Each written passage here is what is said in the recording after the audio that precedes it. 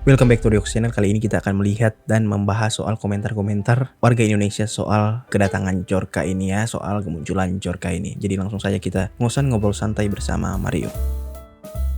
Nah, sebelum kita melangkah terlalu jauh karena ini sudah part 3, kita harus tahu dulu Djorka ini termasuk kategori hacker atau cracker. Nah, di sini tertulis hacker adalah seseorang yang memiliki pengetahuan, kemampuan tentang sistem operasi dan bahasa program serta dapat digunakannya untuk membantu suatu perusahaan di dalam meningkatkan keamanan dan melindungi data mereka. Jadi hacker bekerja dengan mencari celah keamanan perusahaan untuk memperbaikinya, bukan untuk mengambil data atau merusak suatu jaringan tertentu. Nah, di sini tertulis pengertian hacker. Dia memiliki kemampuan dan pengalaman yang sama seperti hacker itu, tapi dia gunakan pengetahuannya itu untuk ke hal-hal yang lebih buruk, ke hal-hal yang jahat gitu. Nah, di sini cracker bisa meretas sistem perangkat orang lain atau suatu perusahaan untuk memperoleh keuntungan secara ilegal serta mencari celah keamanan untuk merusak jaringan dan bahkan mencuri data. Nah, selain itu cracker juga memiliki IP address dan perangkat yang sangat sulit untuk dilacak supaya bisa lebih luasa untuk menyerang. Nah, kesimpulannya adalah cracker adalah orang yang menggunakan ilmunya untuk berbuat kejahatan gitu atau hal-hal yang ilegal, dan di sisi lain juga dia mempunyai perangkat atau sistem yang dibuat sendiri untuk keamanannya dia agar sulit dilacak, agar dia bisa bebas untuk melakukan aksi-aksi dan tindakannya itu. Nah, langsung kita masuk di kalau hacker Djorka ini masuk di kategori atau status hacker apa, karena di dalam dunia hacker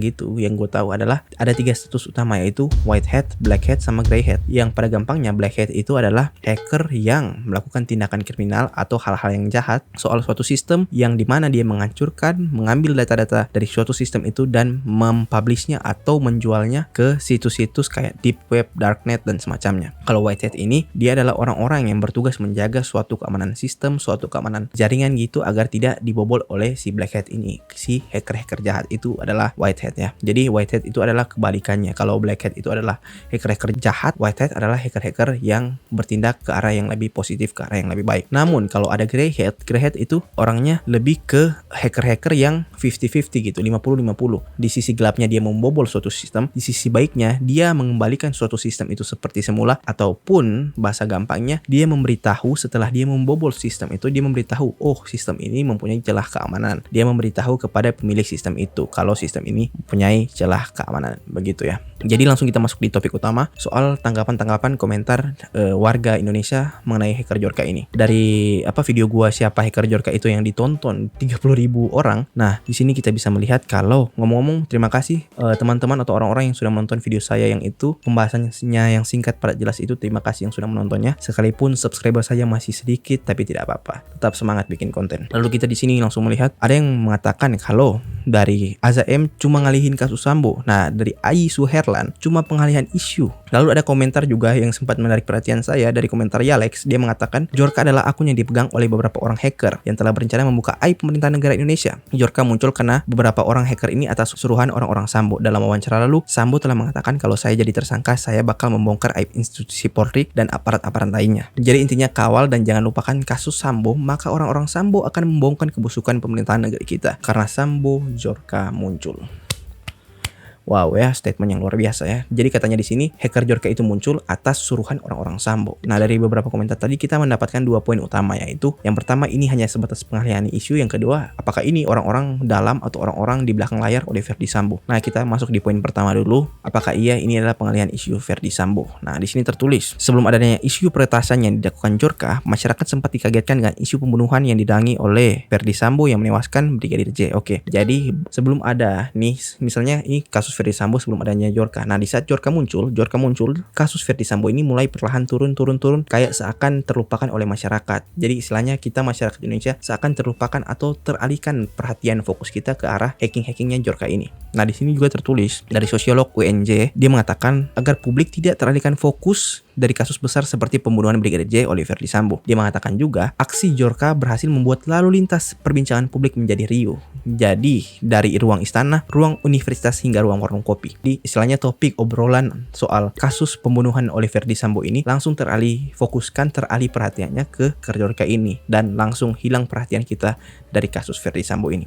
Dia juga mengatakan agar masyarakat jangan sampai larut dalam perkembangan aksi hacker Djorka hingga luput melakukan pengawasan kepada kasus Verdi Sambo yang masih belum juga selesai. Nah kan tadi kita sudah bahas soal apakah iya Djorka ini adalah alat pengalihan isu atas pembunuhan Brigadir J. Nah yang kedua soal komentar yang tadi kita bahas di kolom komentar YouTube gua, kalau ada yang mengatakan Djorka ini adalah tim hacker dari Bapak Verdi Sambo. Nah langsung kita masuk di sini. Djorka muncul mengalihkan kasus pembunuhan Brigadir J, diduga sosok hacker tim Verdi Sambo. Kalau menurut gua pribadi bisa ya, bisa tidak. Kita sebagai masyarakat Indonesia ya bebas aja gitu berpendapat, beropini, karena ada hak kebebasan berpendapat kan, terserah beropini soal hacker Djorka ini. Tapi satu hal yang pasti yang harus kalian ketahui, yaitu selagi belum ada data pasti soal mengenai siapa sosok di balik Djorka ini, kita sebatas hanya bisa berspekulasi atau beropini, berteori, atau bahasa gaulnya sekarang konspirasi soal hacker Djorka ini. Karena selagi data valid atau data pasti belum dikeluarkan oleh pemerintah, kita hanya bisa melihat saja begitu. Jadi kolom komentar terbuka di bawah untuk kalian yang mau berteori, berkonspirasi, mau berpendapat soal kasus hacker Djorka ini dan semacamnya yang bersangkut paut ya. Silakan. Reox Official ini mau membangun orang-orang yang santuy tapi mau menerima informasi dengan baik gitu. Jadi Reox Official ini membuka orang-orang yang mau berpendapat sebebas mungkin tapi dengan santai, tidak usah ngegas gitu. Jadi kita menerima informasi dengan santuy, dengan kepala dingin, dan berkomentar juga dengan santuy, dengan santai, tidak harus ngegas atau dengan emosi gitu ya. Nah di samping soal tadi komentar-komentar dan tanggapan masyarakat